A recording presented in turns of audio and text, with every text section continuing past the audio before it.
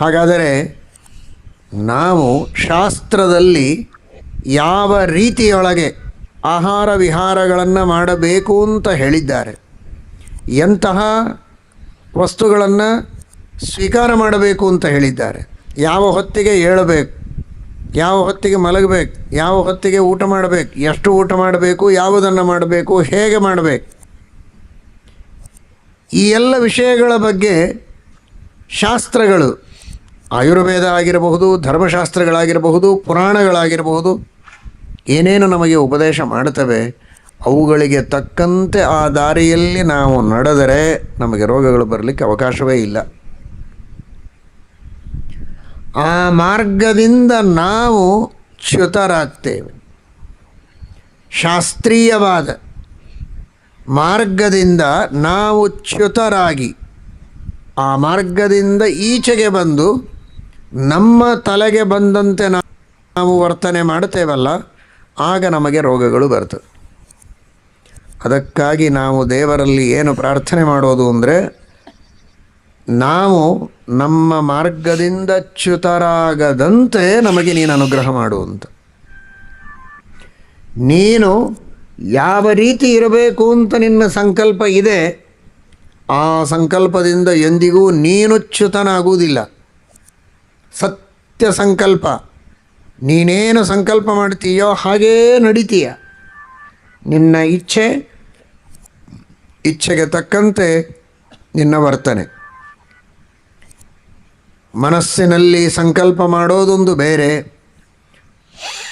ಮಾತನಾಡೋದೊಂದು ಬೇರೆ, ನಡೆದುಕೊಳ್ಳೋದು ಮತ್ತೊಂದೇ ರೀತಿ. ಮನಸ್ಸೇಕಂ ವಚಸ್ಸೇಕಂ ಕರ್ಮಣ್ಣೇಕಂ ದುರಾತ್ಮನಾಂ ಅಂತ. ಮನಸ್ಸಿನಲ್ಲಿ ಏನೋ ವಿಚಾರ ಇರ್ತದೆ, ಮಾತನಾಡೋದೇನೋ ಬೇರೆ ಮಾತಾಡ್ತಾರೆ. ಮನಸ್ಸಿನೊಳಗೆ ಬಹಳ ಕೆಟ್ಟ ವಿಚಾರಗಳು, ಮಾತೇನೋ ಸ್ವಲ್ಪ ಸಿಹಿಯಾಗಿ ಮಾತನಾಡ್ತಾರೆ, ಮಾಡೋದು ಇನ್ನೇನೋ ಕೆಟ್ಟದನ್ನು ಮಾಡ್ತಾರೆ. ಇದು ದುಷ್ಟರ ಲಕ್ಷಣ ಅಂತ. ಮನಸ್ಸೇಕಂ ವಚಸ್ಸೇಕಂ ಕರ್ಮಣ್ಣೇಕಂ ದುರಾತ್ಮನಾಂ. ಸಜ್ಜನರದು ಹಾಗಲ್ಲ. ಮನಸ್ಸೇಕಂ ವಚಸ್ಸೇಕಂ ಕರ್ಮಣ್ಣೇಕಂ ಮಹಾತ್ಮನಾಂ. ಮನಸ್ಸಿನಲ್ಲಿಯೂ ಒಳ್ಳೆಯ ವಿಚಾರಗಳನ್ನೇ ಮಾಡ್ತಾರೆ, ಅದನ್ನೇ ಮಾತನಾಡ್ತಾರೆ, ಅದನ್ನೇ ಮಾಡಿ ತೋರಿಸ್ತಾರೆ. ಎಲ್ಲದರಲ್ಲಿ ಏಕ ಅನ್ನೋ ಶಬ್ದಕ್ಕೆ ಒಂದು ಅಂತೂ ಅರ್ಥ ಇದೆ, ಬೇರೆ ಅನ್ಯ ಅಂತೂ ಅರ್ಥ ಇದೆ. ಏಕೆ ಮುಖ್ಯ ಅನ್ಯ ಕೇವಲಹ ಅಂತ. ಹೀಗಾಗಿ ಮನಸ್ಸಿನಲ್ಲಿ ಬೇರೆಯೇ, ಮಾತಿನಲ್ಲಿ ಬೇರೆ, ಕೃತಿಯಲ್ಲಿ ಬೇರೆ. ದುಷ್ಟರಿಗೆ, ಸಜ್ಜನರಿಗೆ ಮನಸ್ಸು ಮಾತು ಕೃತಿಯಲ್ಲಿ ಎಲ್ಲವೂ ಒಂದೇ ಇರುತ್ತದೆ ಅಂತ. ಸಾಮಾನ್ಯ ಸಜ್ಜನರದೇ ಹೀಗಾಗಬೇಕಾದರೆ ಸರ್ವೋತ್ತಮನಾಗಿರುವಂತಹ ಆ ಭಗವಂತ, ಅಂತಹ ಪರಮಾತ್ಮ ಏನು ಸಂಕಲ್ಪ ಮಾಡುತ್ತಾನೋ ಅದೇ ರೀತಿ ಮಾತನಾಡೋದು, ಅದೇ ರೀತಿ ನಡೆದುಕೊಳ್ಳೋದು. ಎಂದಿಗೂ ತಾನು ತನ್ನ ದೇವರ ಸಂಕಲ್ಪ ಶಾಸ್ತ್ರ ಅಂತ ಎರಡಿಲ್ವೇ ಇಲ್ಲ. ಬೇರೆ ದೇವರ ಇಚ್ಛೆ, ದೇವರ ಸಂಕಲ್ಪ ಏನಿದೆಯೋ ಅದೇ ಶಾಸ್ತ್ರ. ಹೀಗಾಗಿ ಎಂದಿಗೂ ಭಗವಂತ ಶಾಸ್ತ್ರದಿಂದ, ತನ್ನ ಸಂಕಲ್ಪದಿಂದ, ತನ್ನ ವಚನದಿಂದ ತಾನು ಚ್ಯುತನಾಗುವುದಿಲ್ಲ. ಯಾವಾಗಲೂ ಅಚ್ಯುತನಾಗಿದ್ದಾನೆ. ಆ ಭಗವಂತನನ್ನು ಅಚ್ಯುತಾಂತ ಉಪಾಸನೆ ಮಾಡಿದರೆ ತಮ್ ಯಥಾ ಉಪಾಸತೆ ತದೇವ ಭವತಿ ಅಂತ. ಅವನನ್ನು ಅಚ್ಯುತ ಅಂತ ಉಪಾಸನೆ ಮಾಡಿದರೆ ನಮ್ಮನ್ನು ಅಚ್ಯುತರನ್ನಾಗಿ ಮಾಡ್ತಾನೆ. ಅಚ್ಯುತ ಅಂದರೆ ಅವನಿಗೆ ಸಮಾನ ಅಂತನ್ನುವ ಅರ್ಥದಲ್ಲಿ ಅಲ್ಲ. ನಾವು ಅವನ ಆಜ್ಞಾರೂಪವಾದಂತಹ ಶಾಸ್ತ್ರದ ಮಾರ್ಗದಿಂದ ಭ್ರಷ್ಟರಾಗದಂತೆ, ಚ್ಯುತರಾಗೋದು ಅಂದರೆ ಭ್ರಷ್ಟರಾಗೋದು, ಆ ಮಾರ್ಗದಿಂದ ಭ್ರಷ್ಟರಾಗದಂತೆ, ಚ್ಯುತರಾಗದಂತೆ ನಮ್ಮನ್ನು ಭಗವಂತ ಅನುಗ್ರಹಿಸಿ ಸನ್ಮಾರ್ಗದಲ್ಲಿ ನಡೆಯುವಂತೆ ಮಾಡುತ್ತಾನೆ. ನಾವು ಅಚ್ಯುತರಾದರೆ, ಸನ್ಮಾರ್ಗದಿಂದ ಭ್ರಷ್ಟರಾಗದಿದ್ದರೆ, ಸನ್ಮಾರ್ಗದಲ್ಲಿ ನಡೆದರೆ ನಿಶ್ಚಿತವಾಗಿಯೂ ನಮಗೆ ಆರೋಗ್ಯ ಚೆನ್ನಾಗಿರುತ್ತದೆ. ಮಾನಸಿಕವಾದ ಆರೋಗ್ಯ, ದೈಹಿಕವಾದ ಆರೋಗ್ಯ ಎರಡೂ ಚೆನ್ನಾಗಿರುತ್ತೆ. ಈ ದೃಷ್ಟಿಯಲ್ಲಿ ಭಗವಂತನನ್ನು ಅಚ್ಯುತ ಎಂಬುದಾಗಿ ನಾವು ತಿಳಿಯಬೇಕು. ಪರಮಾತ್ಮನನ್ನು ಅಚ್ಯುತ ಅಂತ ತಿಳಿದರೆ ನಮ್ಮನ್ನು ಅಚ್ಯುತರನ್ನಾಗಿ ಮಾಡಿ ನಾವು ಆರೋಗ್ಯವಂತರಾಗುವಂತೆ ಮಾಡ್ತಾನೆ ಎನ್ನುವ ದೃಷ್ಟಿಯಲ್ಲಿ ಅಚ್ಯುತಾಯ ನಮಃ ಅಂತ ಆರೋಗ್ಯದ ಪ್ರಾಪ್ತಿಗಾಗಿ ಭಗವಂತನ ಸ್ಮರಣೆಯನ್ನು ಶಾಸ್ತ್ರದಲ್ಲಿ ಅರ್ಜುನ ನೋಡಿ, ಸೇನಯೋರುಭಯೋರ್ಮಧ್ಯೆ ರಥಂ ಸ್ಥಾಪಯ ಮೇಚ್ಯುತ ಅಂತ. ಎರಡು ಸೇನೆಗಳು, ಒಂದು ಕೌರವರ ಸೇನೆ, ಇನ್ನೊಂದು ಪಾಂಡವರ ಸೇನೆ. ಸಜ್ಜನರು ದುರ್ಜನರು ಇವೆರಡರ ಮಧ್ಯದಲ್ಲಿ ನನ್ನನ್ನು ನಿಲ್ಲಿಸು ಎಂಬುದಾಗಿ ಕೇಳಿದ್ದಾನೆ. ಇದರ ಅಭಿಪ್ರಾಯ ಸಜ್ಜನರ ಹಾಗೂ ದುರ್ಜನರ, ಕೌರವ ಪಾಂಡವರ ಸೈನ್ಯದ ಮಧ್ಯದಲ್ಲಿ ನಿಲ್ಲಿಸು ಅಂದರೆ ಉದ್ದೇಶ ಏನು? ಇಬ್ಬರಿಗೂ ಬಾಣಪ್ರಯೋಗ ಮಾಡೋದಕ್ಕೋಸ್ಕರ ಅಲ್ಲ.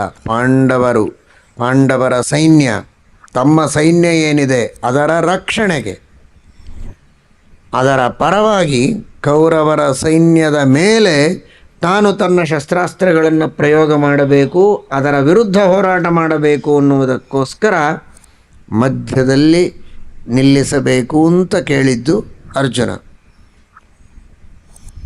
ಕೌರವರ ಸೈನ್ಯಕ್ಕೆ ಅಭಿಮುಖವಾಗಿ ನಿಂತು ಆ ಕೌರವರ ಮೇಲೆ ಅಸ್ತ್ರಗಳ ಪ್ರಯೋಗ ಮಾಡಬೇಕು, ಶಸ್ತ್ರಗಳ ಪ್ರಯೋಗ ಮಾಡಬೇಕು ಅಂತ.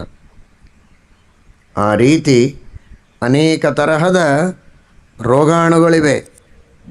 ನಾನಾ ವಿಧವಾಗಿರತಕ್ಕಂತಹ ಬೇಡದ ವಸ್ತುಗಳೆಲ್ಲ ನಮ್ಮ ಶರೀರಗಳಲ್ಲಿ ಇರ್ತದೆ. ಬೇಕಾದದ್ದು ಇದೆ, ಪೌಷ್ಟಿಕವಾದದ್ದು, ನಮ್ಮ ಶರೀರಕ್ಕೆ ಅತ್ಯಂತ ಅವಶ್ಯಕವಾದದ್ದು ನಮ್ಮಲ್ಲಿ ಉಂಟು. ಬೇಡಾದಂತಹ ರೋಗಾಣುಗಳು ಬಂದಿರ್ತವೆ. ಅಂತಹ ಸಂದರ್ಭದಲ್ಲಿ ಆ ಎಲ್ಲ ಪೌಷ್ಟಿಕವಾದ ಏನೇನೋ ಅಂಶಗಳಿವೆ ಅವುಗಳನ್ನೆಲ್ಲ ಚೆನ್ನಾಗಿ ರಕ್ಷಣೆ ಮಾಡ್ತಾ, ಅಲ್ಲಿರುವಂತಹ ಏನು ವೈರಾಣುಗಳು ರೋಗಾಣುಗಳು ಅಂತ ಇವೆ ಅವುಗಳ ವಿರುದ್ಧ ಹೋರಾಟ ಮಾಡುವುದಕ್ಕೋಸ್ಕರ ಭಗವಂತ ನಮ್ಮನ್ನು ಗಟ್ಟಿಯಾಗಿ ಮಾಡಿದ ಅಂದರೆ ಆಗ ನಮಗೆ ಆರೋಗ್ಯ ಚೆನ್ನಾಗಿ ಇರ್ತದೆ. ಅದನ್ನು ದೇವರು ವ್ಯವಸ್ಥೆ ಮಾಡಿದ್ದಾನೆ. ಹೇಗೆ ಇಲ್ಲಿ ಎರಡು ಸೇನೆಗಳಿವೆ, ಹಾಗೆ ನಮ್ಮ ಶರೀರದಲ್ಲಿಯೂ ಕೂಡ ಬರುವಂತಹ ರೋಗಾಣುಗಳ ವಿರುದ್ಧ ಹೋರಾಟ ಮಾಡುವಂತಹ ಶಕ್ತಿಯನ್ನು ದೇವರು ಕೊಟ್ಟಿದ್ದಾನೆ. ಔಷಧಗಳು ಕೆಲವೊಮ್ಮೆ ನಾವು ತೆಗೆದುಕೊಳ್ಳೋದು ಸ್ವಾಭಾವಿಕವಾಗಿಯೇ ನಮ್ಮ ಶರೀರದಲ್ಲಿ ಪ್ರತಿರೋಧ ಶಕ್ತಿ ಇರುತ್ತದೆ. ಬಂದಂತಹ ರೋಗಾಣುಗಳನ್ನು ತಡೆಯುವ ಅನೇಕ ತರಹದ ಶಕ್ತಿಗಳನ್ನು ದೇವರು ಸಹಜವಾಗಿಯೇ ನಮಗೆ ಕೊಟ್ಟಿರ್ತಾನೆ. ಅದನ್ನು ಕೊಟ್ಟದ್ದಕ್ಕೇ ನಾವು ಸುಖವಾಗಿ ಬದುಕುವುದಕ್ಕೆ ಸಾಧ್ಯ.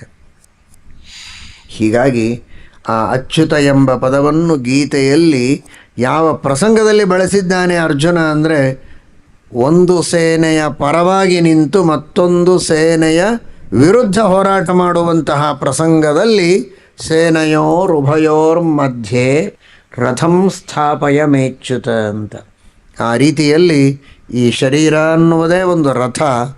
ಈ ರಥ ಚೆನ್ನಾಗಿ ಇರಬೇಕು, ಆರೋಗ್ಯದಿಂದ ಇರಬೇಕು ಅಂತಾದರೆ ಒಂದು ಸೇನೆಯ ಪರವಾಗಿ, ಸಾತ್ವಿಕ ಸೇನೆಯ ಪರವಾಗಿ ನಿಂತು ಇನ್ನೊಂದು ಸೇನೆಯ ಎದುರಾಗಿ ನಿಂತು ಅದರ ವಿರುದ್ಧ ಹೋರಾಟ ಮಾಡುವ ರೀತಿಯಲ್ಲಿ ಈ ಶರೀರವೆಂಬ ರಥವನ್ನು ಕೂಡ ದೇವರು ಸರಿಯಾದ ಸ್ಥಾನದಲ್ಲಿ ನಿಲ್ಲಿಸಲಿ ಅಂತ ನಾವು ಅಚ್ಯುತನಿಗೆ ಪ್ರಾರ್ಥನೆ ಮಾಡಿದರೆ ಅಚ್ಯುತಾಯ ನಮಃ ಅಂತ ಆಗ ಈ ಶರೀರವು ಕೂಡ ಆರೋಗ್ಯದಿಂದ ಇರುವುದಕ್ಕೆ ಸಾಧ್ಯ ಇದೆ ಎನ್ನುವ ದೃಷ್ಟಿಯಲ್ಲಿ ಅಚ್ಯುತಾಯ ನಮಃ.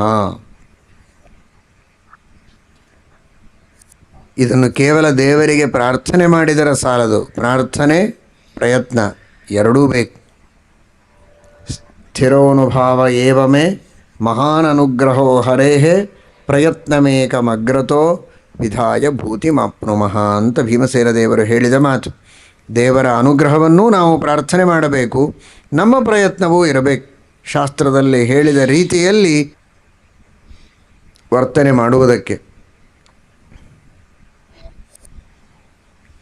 ಬ್ರಾಹ್ಮೇ ಮುಹೂರ್ತೆ ದೇವಾನಂ ಪಿತॄಣಂಚ ಸಮಾಗಮಃ ಜಾಗರಸ್ತತ್ರ ಕರ್ತವ್ಯ ದೇವ ಸಮ್ಮಾನನಂ ಹಿ ತತ್ ಅಂತ. ಬ್ರಾಹ್ಮ ಮುಹೂರ್ತದಲ್ಲಿ ದೇವತೆಗಳ, ಪಿತೃಗಳ, ಋಷಿಗಳ ಎಲ್ಲರ ಸಮಾಗಮವಾಗ್ತದೆ. ಅವರೆಲ್ಲ ತಾವು ಪ್ರಾತಃ ಕಾಲದಲ್ಲಿ ಬ್ರಾಹ್ಮ ಮುಹೂರ್ತದಲ್ಲಿ ಎದ್ದು ಭಗವಂತನ ಧ್ಯಾನವನ್ನು ಮಾಡುತ್ತಾರೆ, ಶ್ರೇಷ್ಠವಾದ ಸತ್ಕರ್ಮಗಳನ್ನು ಮಾಡುತ್ತಾರೆ, ಭಗವಂತನ ಸ್ತೋತ್ರ ಮಾಡುತ್ತಾರೆ. ಆ ರೀತಿ ಅವ್ಯಕ್ತವಾಗಿ ದೇವತೆಗಳು, ಋಷಿಗಳು, ಮುನಿಗಳು, ಪಿತೃಗಳು, ಮಹಾನುಭಾವರೆಲ್ಲ ಸಂಚಾರ ಮಾಡುವಂತಹ ಕಾಲ. ಆ ಕಾಲದಲ್ಲಿ ಜಾಗರಣವನ್ನು ಮಾಡಿದರೇ ಅದು ಆ ಬಂದ ದೇವತೆಗಳು, ಋಷಿ ಮುನಿಗಳಿಗೆ ನಾವು ಮಾಡುವ ದೊಡ್ಡ ಸತ್ಕಾರ. ದೊಡ್ಡವರು ಬಂದಾಗ ಕಾಲು ಚಾಚಿ ಮಲಗಿಕೊಂಡ್ರೆ ಅದು ಅವರಿಗೆ ತಿರಸ್ಕಾರ. ದೊಡ್ಡವರು ಬಂದಾಗ ಎದ್ದು ಸ್ವಾಗತ ಮಾಡಿದರೆ ಅದು ಗೌರವ. ಇಂತಹ ಮಹಾನುಭಾವರಾದ ದೇವತೆಗಳು ಋಷಿಮುನಿಗಳೆಲ್ಲ ಸಂಚಾರ ಮಾಡುವಾಗ ಎದ್ದು ಅವರಿಗೆ ಸ್ವಾಗತ ಮಾಡಿದರೆ ವಿಶೇಷವಾಗಿ ಅನುಗ್ರಹವನ್ನು ಮಾಡಿ ಎಲ್ಲ ರೀತಿಯ ಜ್ಞಾನಭಕ್ತಿ ವೈರಾಗ್ಯಗಳು ಆಯುರಾರೋಗ್ಯಾದಿಗಳು ಸಕಲ ವಿಧ ಸಂಪತ್ತು ಸಮೃದ್ಧಿ ಸೌಭಾಗ್ಯಗಳನ್ನು ಕರುಣಿಸಿ ಅನುಗ್ರಹಿಸಿ ಹೋಗ್ತಾರೆ. ಕಾಲು ಚಾಚಿ ಅವರಿಗೆ ತಿರಸ್ಕಾರ ಆಗುವ ರೀತಿಯಲ್ಲಿ ಮಲಗಿದರೆ ಶಾಪ ಕೊಟ್ಟು ಹೋಗ್ತಾರೆ. ಆದ್ದರಿಂದ ಉತ್ತಮ ಆರೋಗ್ಯವಂತನಾಗಬೇಕು ಅಂತಾದರೆ ಪ್ರಾತಃ ಕಾಲದಲ್ಲಿ ಬೇಗ ಎದ್ದು ಶೌಚಾದಿಗಳನ್ನು ಮಾಡಿಕೊಂಡು ಭಗವಂತನ ಸ್ಮರಣೆಯನ್ನು ಮಾಡಿ, ಎಲ್ಲ ದೇವತೆಗಳ ಗುರುಗಳ ಸ್ಮರಣೆಯನ್ನು ಮಾಡಿ, ತುಳಸಿ ಗೋ ಇತ್ಯಾದಿಗಳ ನಮಸ್ಕಾರಾದಿಗಳನ್ನು ಮಾಡಿ ತನ್ನ ಪ್ರಾತಃ ಕಾಲದ ಆಹ್ನಿಕಾದಿಗಳನ್ನು ಮಾಡಬೇಕು, ದೇವರ ಸ್ಮರಣೆಯನ್ನು ಮಾಡಬೇಕು. ಇದು ಪ್ರಾತಃ ಕಾಲದಿಂದ ಮಾಡಬೇಕಾಗಿರುವಂತಹ ಕಾರ್ಯಗಳು. ಪ್ರಾತಃ ಕಾಲದಿಂದ ರಾತ್ರಿಯವರೆಗೆ ಈ ರೀತಿ ಶಾಸ್ತ್ರೋಕ್ತವಾದ ರೀತಿಯಲ್ಲಿ ತನ್ನ ವರ್ತನೆ ಇದ್ದರೆ, ಅಚ್ಯುತನಾದರೆ, ತಾನು ಮಾಡಬೇಕಾದ ನಿತ್ಯದ ಕಾರ್ಯಗಳಲ್ಲಿ ಯಾವುದೇ ರೀತಿ ಚ್ಯುತಿ ಬರದಂತೆ ನೋಡಿಕೊಂಡರೆ, ಅದಕ್ಕಾಗಿ ಪ್ರಯತ್ನವನ್ನು ಮಾಡಿದರೆ, ಜೊತೆಗೆ ಅಚ್ಯುತನಾದ ಪರಮಾತ್ಮನಿಗೆ ಪ್ರಾರ್ಥನೆಯನ್ನು ಮಾಡಿದರೆ, ಆ ಭಗವಂತನ ಅನುಗ್ರಹದಿಂದ ಇವನು ತನ್ನ ಸದಾಚಾರದಿಂದ ಉತ್ತಮವಾದ ಆರೋಗ್ಯವನ್ನು ಪಡೆಯುವುದಕ್ಕೆ ಸಾಧ್ಯ ಇದೆ.